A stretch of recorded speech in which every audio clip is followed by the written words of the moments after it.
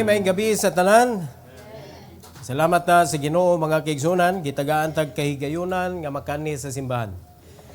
Alright, atong ipadayon ang pagtuon sa Biblical Prosperity, ika-103 nato nga pagtuon.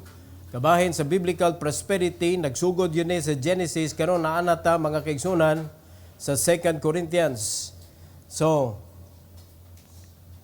let's stand, magampo ta. Our gracious Heavenly Father, Lord, once again, we thank you and we praise you for this evening. Thank you, dear God, for giving us this opportunity once again to hear the message from your word, O Lord. I pray that you will use me, empower me to deliver your message according to your will tonight. Thank you, Lord, for your glory we pray in Jesus' name. Amen. You may take your seat, please. The title of this message is Enriched to be Generous. Enriched to be generous. Kita nagsigit og pangayo sa Ginoo og panalangin. Lord, please bless me. Natay mga personal request sa Ginoo mga kaigsunan ug ato na nagisgutan diri. Samtang ang imong mga prayers naa pa ka nasangit diha sa mga financial needs. Lord, panalangin ni akong finances. Mga igsoon, wa pagyug ka natunong diha sa kabubuton sa Ginoo. Kay ang Ginoo nag-ingon na siya, I will provide all your needs. Ngano nagampo mamanta sa atong mga needs. Mao na nga ato gyud gibalik-balik og tudlo mga kaigsunan, ayaw sigig pangayo sa imong need kay gi-promise na sa Ginoo ang imong angin buhaton naabas kabubuton sa Ginoo ang imong kinabuhi so that He could provide what you need. And the more you serve the Lord, the more He will enrich you. As He promised in Matthew chapter 28, mga kaigsunan, I will be with thee always, even unto the end of the world. Panalanginan ta, i-enrich ta sa Ginoo for the very reason He wanted us to be a blessing. He want you to be generous. Mao nang gitudloan ta sa Ginoo sa pagtrabaho sa iyang buluhaton, naagyo ta dapat mututok sa discipleship. Inay mo tapad. Discipleship. Ingay mo tapad. Discipleship. Unya ka lang, discipleship, dili na siya lesson nga atong ipasa, kundi Christ-like attitude atong gipasa ngadto sa atong mga disciple. Dili na lesson nga imong ipasapasa mga kaigsunan nga kung nahumana ka na nga mga lesson, nahumana imong discipleship. No. Discipleship is a lifetime responsibility. Mao na gitudlo sa Ginoo mga kaigsunan, depende sa imong kaya, depende sa imong ability. God will provide you, God will allow you to disciple somebody.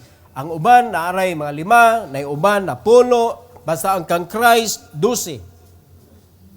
Nara nimong pildihon nimo siya. Ha? Ang buot pasabot sa Ginoo mga kaigsunan, wala siya nangita og daghan. Nangita siya og tinuod nga bunga. Mao bitaw na nga giingon sa Ginoo sa John chapter 15 verse number 16, kung makadala lang kag bunga, usa ka buok nga mo pabilin, makadawat ka mga kaigsunan, gitawag nako nag-blank check. Pirmado sa Ginoo, pangayo bisan unsa, ingon si Christ, kay ihatag na sa akong amahan diha nimo. Sigon ana kagalanti ang Ginoo sa iyang buluhaton. And that is why tanang mga Kristohanon nga mosunod og mga lagad sa Ginoo dapat dili magkalisod mga kaigsunan because God will enrich us. Pero kato lamang nga naa sa buluhaton sa Ginoo, nagsubay sa kabubuton sa Ginoo, siya ra to nakasabot nga siya gipanalanginan para mahimong generous. Kay ato gyud ang ipasa, we are blessed to be a blessing. Duha ka butang ato isgutan aning kagabhion mga kaigsunan. Number 1, God multiplies the seed. Siya ang mupadaghan anang mga liso. The Word of God, atong itanom, siya'y mupatubo. Are you listening? So again, consistent kayo ang Ginoo. Wala siya nangandoy mga igsoon nga matag Kristohanon, muwin og libo-libo.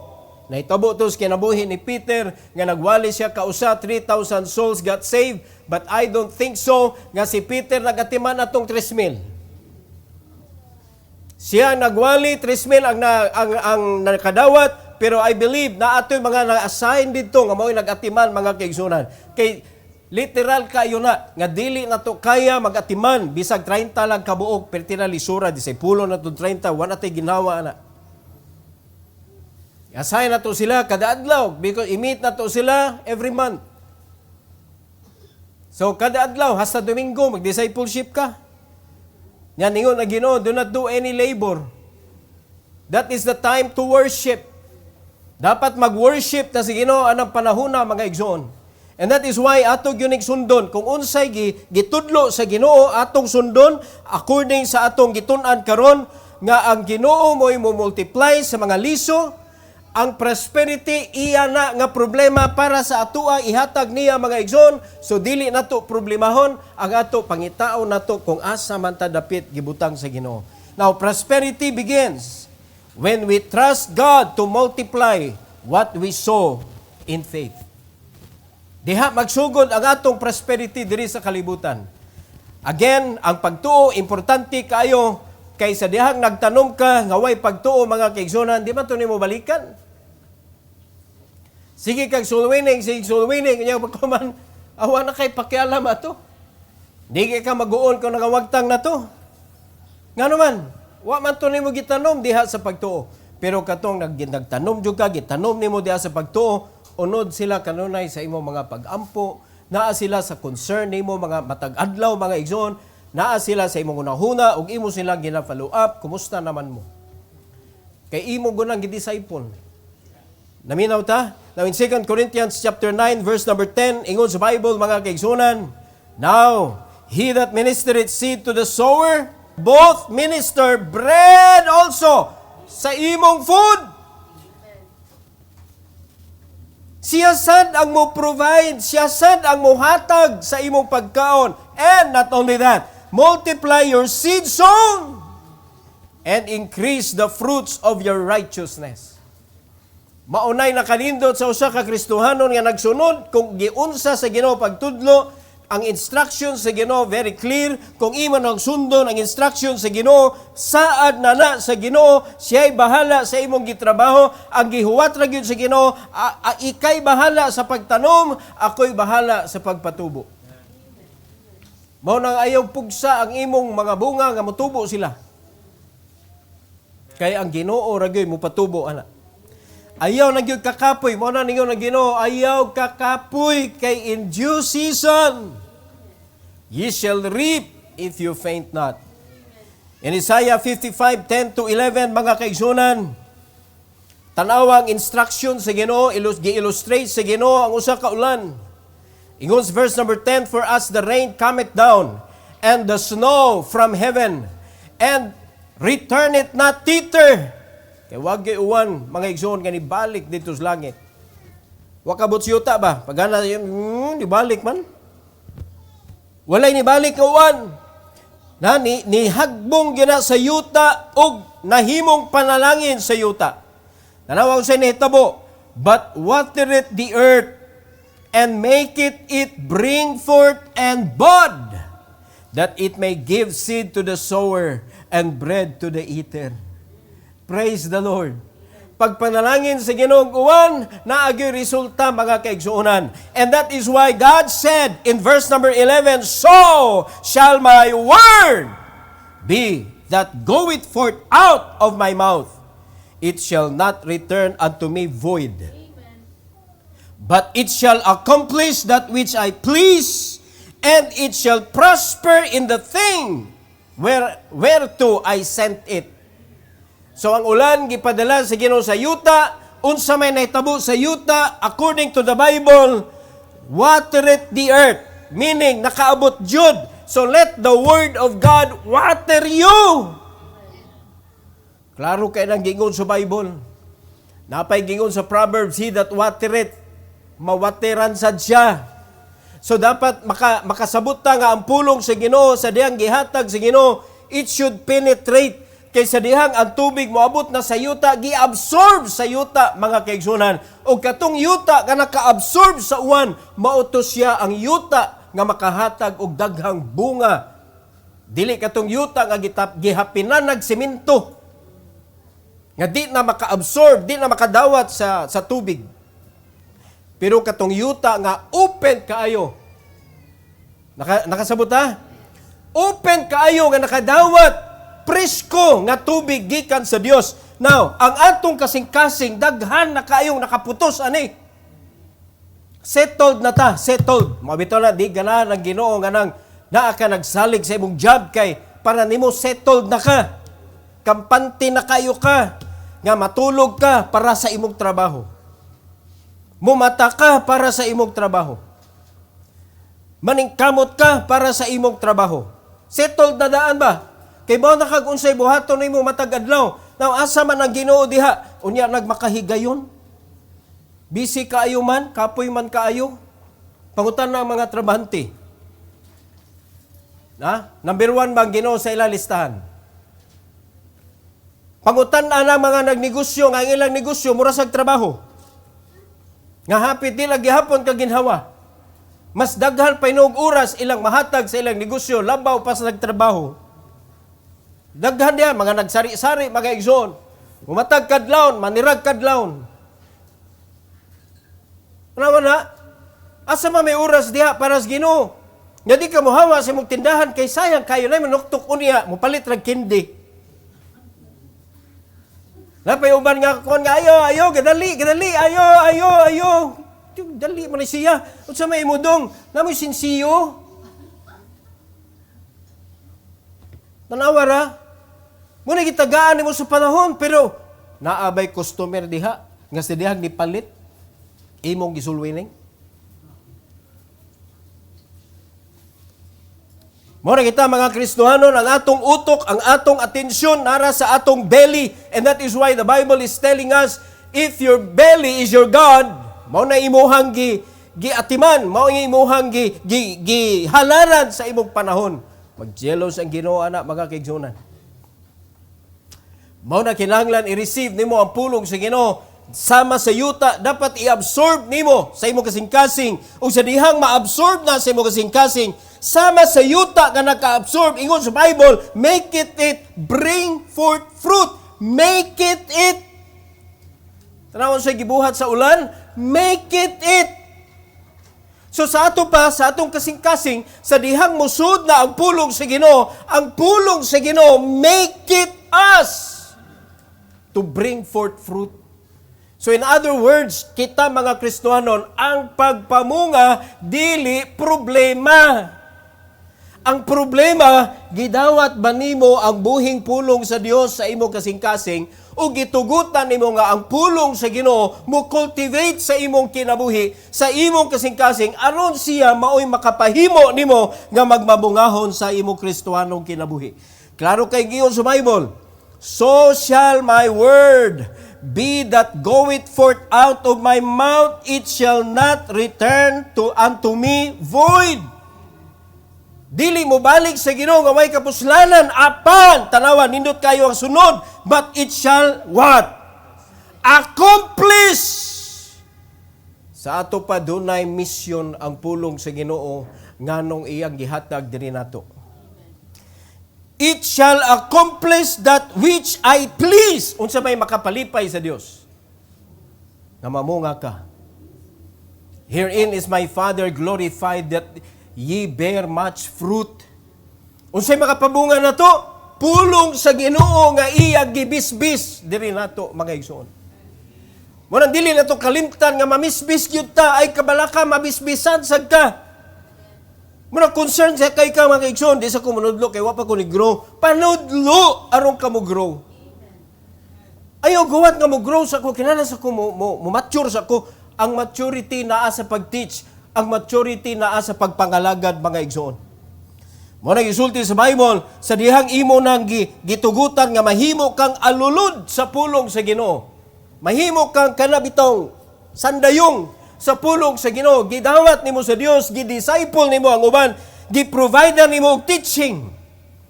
Ang mahitabo ana, it shall prosper. Dili lang kay ikaw hasta ang tawo nga imong gitudluan, because the Bible says, and it shall prosper in the thing whereto I sent it. Iya sa Ginoo ang pagpatubo dili ato. Ang ato ra ipasa nato. Ato na learn, atong nakinabuhi, ato nang i-share ngadto sa uban. Na illustration diri mga kaigsunan sa John chapter 12, 24 to 26. Ang Ginoo mismo ang nagsulti ani. Unsa may gisulti mga kaigsunan? Verily, verily, I say unto you, except a corn of wheat fall into the ground and die, it abideth alone. But if it die, tanaw sa may tabo, na ikalainan, it bringeth forth what? Much fruit. Maghatag og daghang bunga. Apan kung dili mamatay, na illustration ang Ginoo ani. Pareha sa iyang gibuhat, sa iyang kinabuhi, mga kaigsunan, iyang gihatag ang iyang kinabuhi. Unsay gusto niyang buhaton sa kalibutan, tagaan niyang kinabuhi. Unsa iyang gitanom, kinabuhi. Ni ani siya unsa, daghang kinabuhi. Nahimo siyang first fruit, kita nagsunod, mga kaigsunan, sunod sa mga disciples, mga apostles, mga apostles, hantod ni abot karon sa atong panahon, ug hantod pa sa next nga mga generation nga matagaan sa pulong sa Ginoo tungod sa iyang gibuhat nga siya namatay, gitanom mga kaigsunan. Di ba gilubong? Og nabanhaw. Ready na ang kaluwasan sama sa mais mga igsoon nga gitanom, namatay, unya gitanom. Ano ha? It bringeth forth much fruit. In verse number 25, tanawa, he that loveth his life shall lose it. And he that hateth his life in this world shall keep it unto life eternal. Unsa may gipasabot sa Ginoo? Gitest na diha sa atong kinabuhi, mga igsoon, kung patay ba ka o buhi ka, ani kalibutan na. God is commanding us to crucify ourselves to the cross with the Lord. So magpabili na patay, dapat ang atong flesh, ang atong carnality, atong carnal side, dapat crucified with the Lord on the cross and allowing Jesus Christ to live in us. Mao na ang gipasabot mga igsoon nga kung ikaw mahigugmaon ka aning kalibutana sa imong kinabuhi, aning kalibutana, kay daghan kay kag pangandoy aning kalibutana, ug walay lambot ang Ginoo ang imong mga pangandoy. Carnality nimo buhi kayo. Pero niyon ang Ginoo, and he that hated his life in this world. Kay wala nimo gitagaag atensyon, ang imong gitagaag atensyon is your spiritual side. Tanawan sa gisulti sa 26, if any man serve me, let him follow me. And where I am, there shall also my servant be.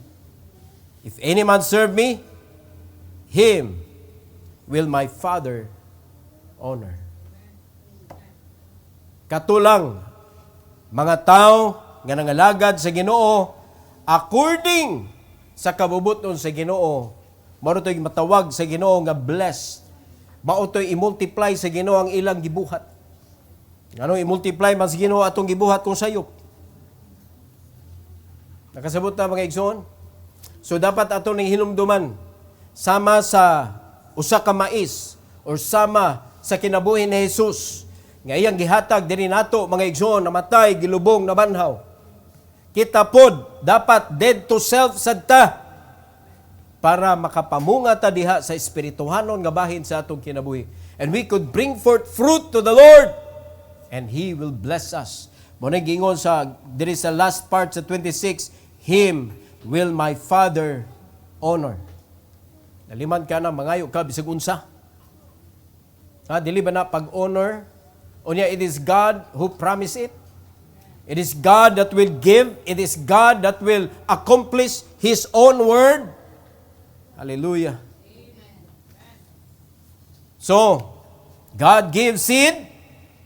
Not only that, multiplies it and makes it fruitful. Siya tanan. Asa tadapit ana?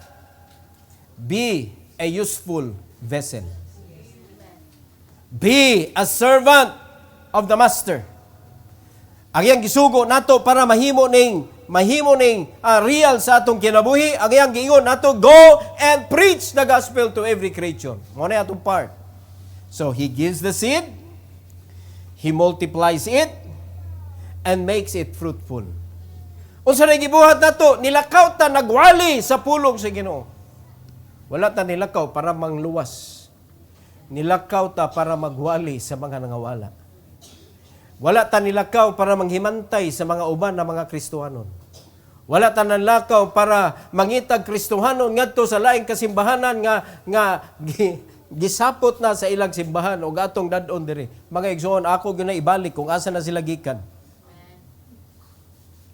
Because we are not commanded to fish on others. Kanang other people's kanang sa tawagan na aquarium or fish pan. Basta naa sa fish pan ang isda, naa nay tag-iya. Unsa gug ka oy mamasol gay ka adto kas kadagatan na unsa man ka si Pilimon gani o. Wag yun na nahitabo nga si Pilimon na masol fish pan. Di ba? Dito gid siya sa kadagatan, nakakuhag tambasakan. So kung iyang gibaligya, walay masuko. Kay ngano man, dito mas kadagatan, pero nga nas fish pan, nakakuhag bangos, gibaligya, gikihas tag-iya. Kaya ang iyang kuha, kinawat sa tangki sa uban. Kita, daghan uso na karon mga kaigsunan. Magpasayon ang uban ng mga Kristohanon adto mamisita sa mga Kristohanon na daan. Dili na nimo misyon. Ang misyon sa Ginoo pamisita dito sa mga dili paluwas kay kung buhaton na sa tanang simbahan mga igsoon, mao nay mo papaspas sa pagbalik sa Ginoo. Ang gihimo si Awa, nag-recycle naman yung mga Kristohano. Nag-recycle. Nanaghan ang ilahan, ni gamay andito. Nanimaus po, nanguha dito, ni gamay dito, ni daghan ila. Pero ang mga dili luwas, nisamot kadaghan, kay ga-recycle ang mga Kristohanon. Pero kung himuon pa lang yun na, mga kaigsuunan nga, ligon nga doktrina sa matag simbahan, nga kita gisugo ta para manlakaw o mangita sa mga taong nangawala. Mas mapapaspas mga igsoon ang pagbalik sa Ginoo. But again, the devil is at work in every churches. Mao na lisod kay ito ang mga Kristohanon sa pagpamunga. Lisod kaayo, tanawa. Kumustahin yung kaugalingon? Ha? Kumustahin yung kaugalingon? Sa tuwa, tent-making pagyuta, napagyud siya paaman nga visible nga mga panalangin. Simpalugod kayo na. First level, maorgan ito, atimanon nimo, balik-balikan na, hatod mahimo nimo disciple. Imposible, di yan na nimo matudloan sa pulong sa Ginoo. Very impossible. Pero tanawa mga Kristohanon, lisod kayo birahon. Wa jud kasabot sa kausa. Are you listening? Strategy man na mga kaigsuonan para mabuhat na to ang gisugo sa Ginoo. Wala man ta bawali sa Ginoo ana. Ang iyang gibawal sa tuwa kung mawala ta sa iyahang buluhaton. Mawala ta sa field. Mawala ta sa simbahan. So muna atong isalig sa Ginoo ni tanan mga igsoon kay siya tanan ang muhatag, siya ang magpalig-on, siya ang magpadaghan. In point number 2, God enriches for generosity.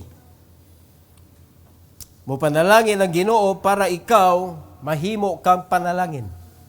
Prosperity is not for selfish gain, but for generous giving that glorifies God. Generous giving. Kaya naay mga giving, mga igsoon nga naay PC. No? Gigamit nila nylon para di makitaan. Nanghatag ka, pero imo lang kung panahon nga imo lang, birahon na nimo. Na? Dili na mao nga klase nga giving ang gusto sa Ginoo. Generous giving. It means you are not counting what you have given. Ayog ipi. Na?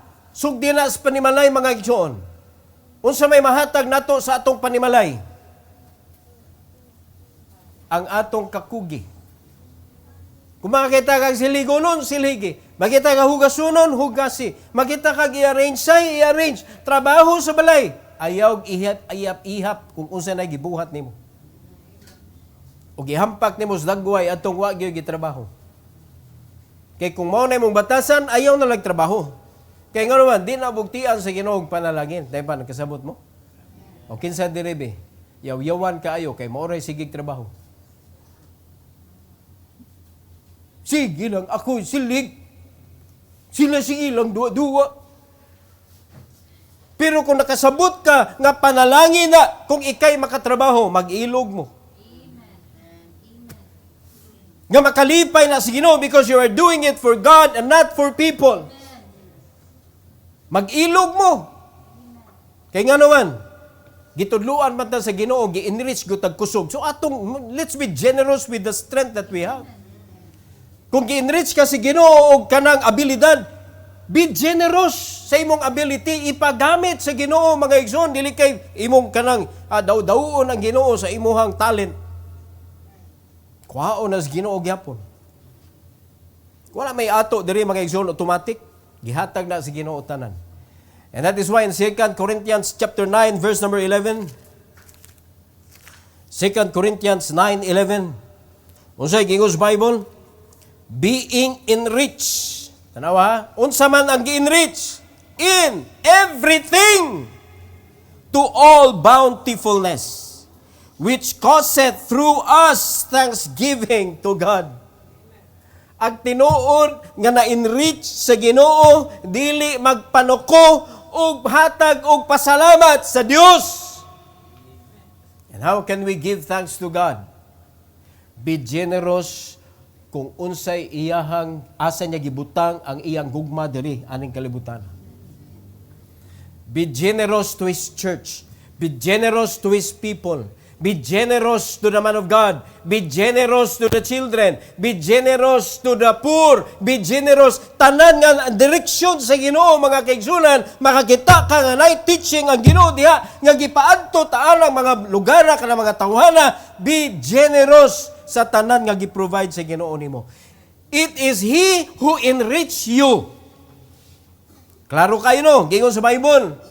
So dapat mo unod na siya, mo produce na siya, that causeth, tanawon sa gingon sa Bible, which causeth through us,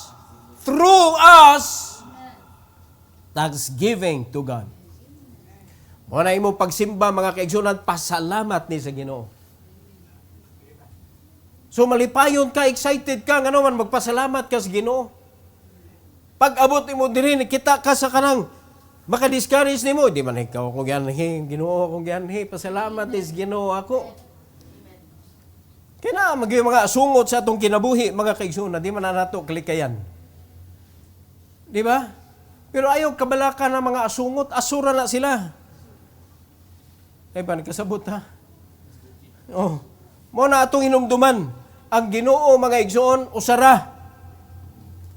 Pero kung mutanaw kag mga tao, maglibog ka, muna ningon ang Ginoo looking unto Jesus, kay usara man ang Ginoo good.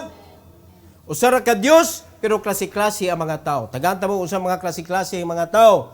Na yung mga tao nga para sa Ginoo. No, gitawag na sila por Dios.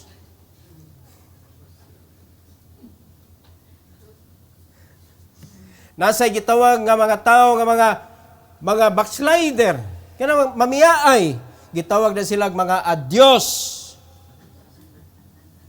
Mamiyaay. Napoy mga kasimbahanan nga galig-on ga increase. No? Mo na gitawag og mga nagproduce. Produce. Oh. Nagproduce. Napoy mga simbahan, sige lang ka split. Sige lang ka discourage. Unsa man na sila? Mao na sila mga grupos, mga tao gitawag og reduce. Klase-klase ang mga tao. Pero ang Dios usara. Munang utanaw ka sa tao, naka-timing ka, oy nag-reduce man mo, reduce ka og apil. Oy adios man sila babay sa kong apil. Maka-timing ka. Kunya may permito sila for Dios. Moabot sa bayang panahon, mahimo na silang porsanto. At tunasad sila sa mga tao. Mubalhin sila, imbis for Diyos sila sa una, nagporsanto na sila sunod. Tao na ilang gitanaw, dili na ang Ginoo. Muna, diretso na lang tas Ginoo. Tayo pa, nagkasabot ta mga igsoon? I know, some of us, mga igsoon, dedicated kayo ta, nga akong kinabuhi para ragyod sa Ginoo. But none of us here tonight can declare nga di gyud ka mo, o di ka maabtas panahon, nga murag maluya ka. Unya mataymingan nga makitaan ka sa mga tao nga naluya ka. Maluya sad sila apil. Di ba? So since daghan mang klase-klase mga tao, mga kaigsoon na ritas Ginoo tan-aw. Kay siya lamang ang maka-enrich nato. Inig-enrich niya nato, hinumduman day nato mga kaigsunan, because according to the Bible, in everything iyang i-enrich sa atong kinabuhi. Nya to all bountifulness. Tanawa ra God, gi-enrich ka sa Ginoo para mahimong bountiful, mahimo kang blessing. Mao na nga makapasalamat din ka sa Ginoo, Lord, salamat nga nahimo kong panalangin. Salamat kayo, Lord. Tanawa ra God, I know that some of you nakatry na nga nahimo kang blessing sa katong nanginahanglan nga ang imo kasing-kasing wa ka kasabot sa kalipay. Na wa ka nag-expect nga iya kang balikan og unsa diha. Gibuhat ra gyud nimo para sa himaya as Ginoo, and you are happy doing it. Mo na pasabot mga igsoon, it is God nga maoy nahimong nalipay sa imong gibuhat. Mo in Philippians chapter 4:15 to 19, na example diri nga gibuhat si Paul mga igsoon sa panahon nga siya nanginahanglan. Ingon sa verse number 15, now ye Philippians know also that in the beginning of the gospel, when I departed from Macedonia, no church communicated with me as concerning giving and receiving, but ye only. Naay panahon nga naay panginahanglan ang man of God. Pero naay mga Kristohanon, mga igsoon nga di gyud mo piyong nagpadayon sa pag-communicate. Mao na sa atong church para dili ka mahimong iwit sa panalangin sa Ginoo. Bisag kana na lang imong kalabitong imong mag-faithful ka sa kanang gisugo sa Ginoo nimo sa Malakay 3:10. Klaro man kayo na mga kaigsunan nga robbery pag di na nimo buhaton. Bisag kana na lang, then God will bless you with wisdom para makahimo pa ka atong uban na mga giving nga naa sa Bible. Hangtod nga tagaan ka sa Ginoo og personal challenge, personal nga pag-guide to do more para sa imo lang. May tabo ka na, then you will be most blessed believer in the church. Kaysa kadaghang gitudluan ni Apostle Paul, mga igsoon, sa panahon nga ipit siya, according to him, no church communicating with me, but ye only. Ye only! In verse number 16, for even in Thessalonica, ye sent once and again unto my necessity. In verse number 17, not because I desire a gift, but I desire fruit that may abound to your account. Tanawa, unsa may blessing anang giving. When you support a person who served the Lord, ang mga bunga, ang mga panalangin nga gihatag sa Ginoo alang tawhana nga nangalangad sa Ginoo naa kay pisik. Maapil ka sa panalangin. Naa kay kuan ba komisyon. Kung nagingon si Apostle Paul ningon siya nga wala ko nag-desire sa inyong gipanghatag pero ang akong gitanaw nga mapanalanginan mo tungod sa inyong pag-support sa buluhaton sa Ginoo. That I desire fruit that may abound to your account. In verse number 18, but I have all and abound. Grabe yun ilang support.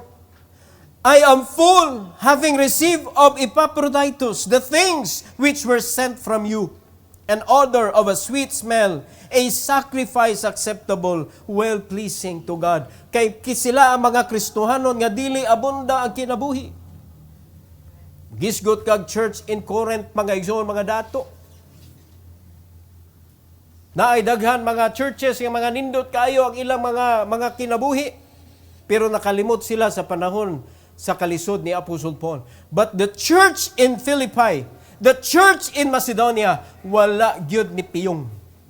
Wala gipasagdan si Apostle Paul og napadayon mga kaigsunan mo gitawag niya well-pleasing to God because it was already a sacrificial support. O nag-ingon sa Bible ba, in the deep poverty, nag-abound ang ilang liberality. Grabe nga kalisod, apan abonda ang ilahang pagka-generous.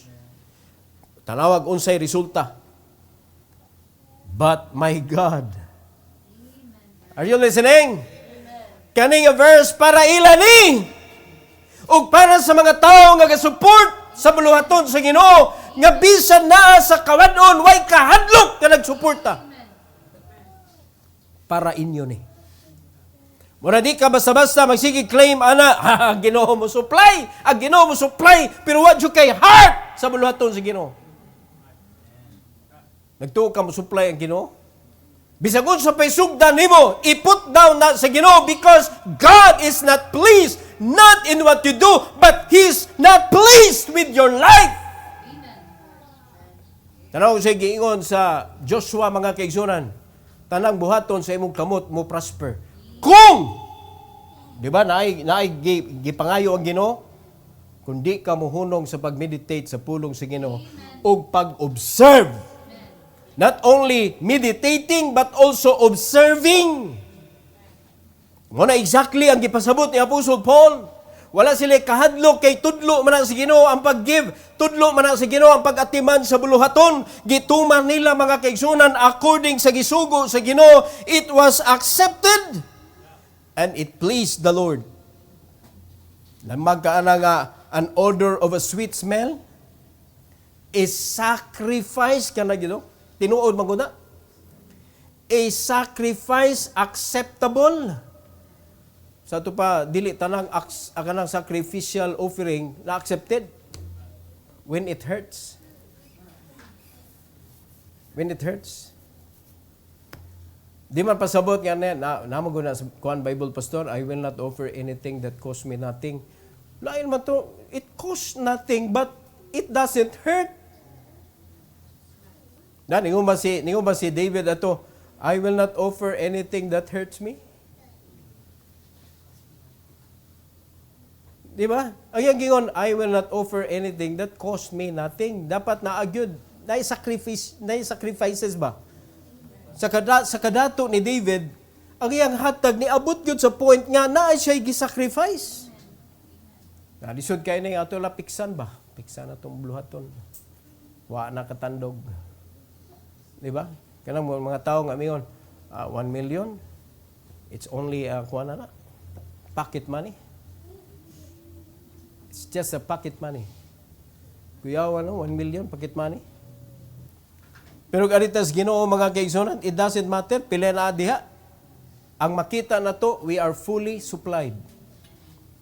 Ang atong mata, wala gatanaw dito sa amount of money that we have. Ang atong mata, gatanaw dito that God is providing. God is so amazing. God is so faithful in providing our needs. Kay di man ka covetous, dili man ka envious. Nagtan-aw man ka sa Ginoo nga gapanalangin, ga sustain sa imong kinabuhi, and that is why you are the most joyful Christian in the community. It might be in the world also. Ingon na, pero sige kag tan-aw nga, ay paitas kinabuhi oy. Ikaw rin nagpapait, anak. Kaya ang design sa Ginoo sa kinabuhi, panalaginan ka.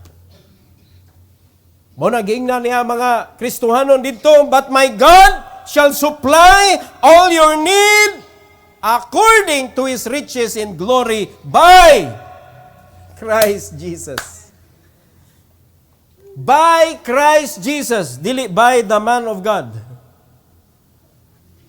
By Christ Jesus. Muna importante ato tahangad gyud ni Christ mga kaigsunan. Because it is He who promised to supply all our need according to His riches. So kung datuon sa Ginoo ang usa ka Kristohanon, ayaw gihat diha. Ayaw suksok diha. Kay moabot ang panahon, mo kontra na siya sa authority, mo kontra kag apil. Di ba? Adto kayahat sa Ginoo. And thank the Lord for blessing other people. Mo nagingos Bible ba? Maglipay ka with them, ka nalipay. Maghilak ka with them, ka naghilak. Empathy. Para di ka maimpas mga igsoon. Dapat naa kay empathy. Mo na ang ato pagsalig tuwa si Ginoo kay siya man tanan nagkontrol ani. Ayaw sa tao gyud, ayaw sa tao. So naman tayo gihimo mga kaigsonan nga mga kalihukan nga atong gi-incorporate carefully, dapat careful jud ta. Kaya ang yawa maayo kayo mo disconnect sa imong pagtuo sa Ginoo ngadto sa resources. Dapat magpabilin jud ka. Nga adto ka mutuo sa Ginoo, adto ka magsalig sa Ginoo, not on the riches that God provided for us. Dapat adto sa Ginoo because ang iyang intention ana is for us to enjoy. Naman na sa verse. Wa man na nato gibot-buhat. Mo na gisugo sa Ginoo ang mga preacher, no, ang mga apostles, ang mga disciples gisugo sa Ginoo, mark them who are rich in this world that they be not high-minded nor trust in uncertain riches. Asa man gusto sa Ginoo salig sila. But to the living God. Kaya nga mo'y nagunsa, mo'y gahatag sa tanan for them to enjoy. Dili gibawal sa Ginoo ma-enjoy ta. Ang gibawal sa Ginoo nga mututo ka sa panalangin. God enriches us so we can give and bring thanks to Him. Mo na reason nganong gi-enrich ta sa Ginoo mga kaigsunan, ayaw glingiw sa dihang moabot ang panalangin. Ayaw sad mong lingiw sa dihang kamo gigiyahan mo para mahimo mong mapanalanginan sa Ginoo. Oy adto naman hinuong ka musuksok dito sa kalibutan. You know what the unbelieving people will do to the believers? They will use us. They will use us for their own. Wag yun ay labot para sa kalihukan sa Ginoo. Muna nga, tamis kayo na ilang mga promesa nato mga igsoon. Muna sa kadugay na nako sa buluton sa Ginoo, daghan kayong mga unbelieving people, muduon, tamis kayo. So, namin nagian, naka-experience me, I don't want to go back again in that road. So, na another kind of road, doing the same thing, but in a different road. Muna ato gyud i-consider gyud unsa may atong dapat unahon, ministry. Family is your first ministry. Then the church, unya pa ng imong self. Buluhaton. Pamilya, buluhaton, din imong kaugalingon. So para mahimo na mga kaigsunan, make sure that you can provide your personal need. Kaya naman sa nagitudlo mo na sa Ginoo that if you cannot provide your own and the needs of your family, you are more than an infidel. Diba? So, fair kayo ang Ginoo. Dili siya masugot nga, sige lang, sigtabang niya, ikaw, anak kay imo. Kaya ang Ginoo, gusto niya nga ikaw mismo maka-provide ka para sa imong kaugalingon, di ka magsige og kanang pangayo ba para ipalit na imong pagkaon, sabon, mga personal nga mga panginhanglan ba. Ang gusto sa Ginoo, ikaw mismo, kaya na mong i-provide ang imong kaugalingon, then you can provide other people's need. That is why, mga kaigsunan, gi-bless ta sa Ginoo. We are enriched to be generous. Hinaot pa, nakasabot ta, nga na-promise sa Ginoo, nga panalangin. Kung imo tan-aw na gyud sundo nimo ang Bible mga igsoon, nga di ka magpailad sa yawa nga daghan kayong mga gamito ng yawa aning kalibutan na mga kaigsoonan to comfort us kintahay. Ayaw jud. Focus ka. Family, then ministry. Family, ministry. Sultihan ka. Kung dili nimo ilikay imong kaugalingon sa kabubuton sa Ginoo, makita nimo mga kaigsunan ang provision sa Ginoo nag-abot. Nag-abot. Pareha na sa estudyante gud. Kung tanungon na gyud nimo imong pagka-estudyante, di ka magsige og pangupya inig quiz. Quiz naman. Quiz ra ron. Quiz. Pila ra ka item? 50 items ra. 25 items ra.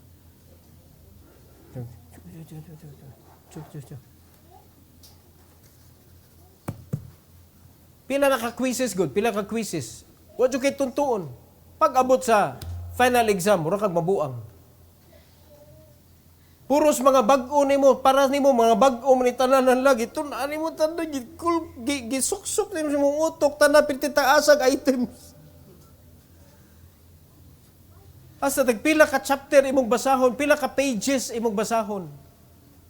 Kay ngano man, wala pa nimo na-absorb. Mo nang na-quizzes. Pare gabot sa final exam, review na lang ka. Refresher na lang na nimo. Wala. Igabot sa final exam, wala, tagoy-taguyan lang. Mo na para sa mga bright ka na mga dagko grado ba. Ang final exam is very easy for them.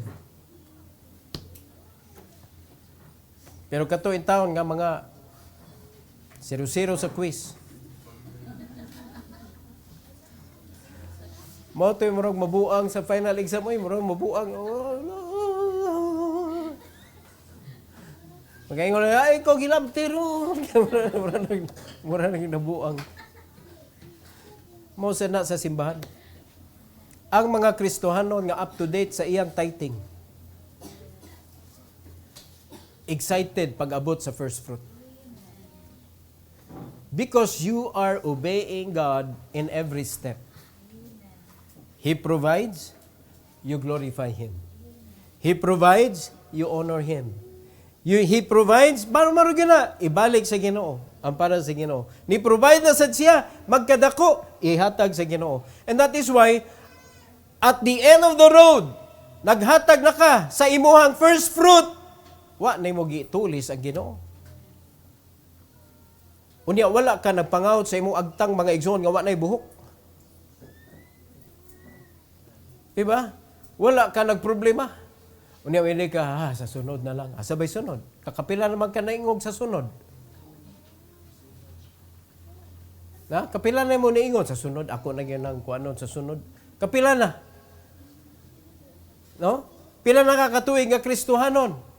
Sa pila katuig na mo nga Kristohanon, pila ka beses nga imong na-fulfill ang first fruit.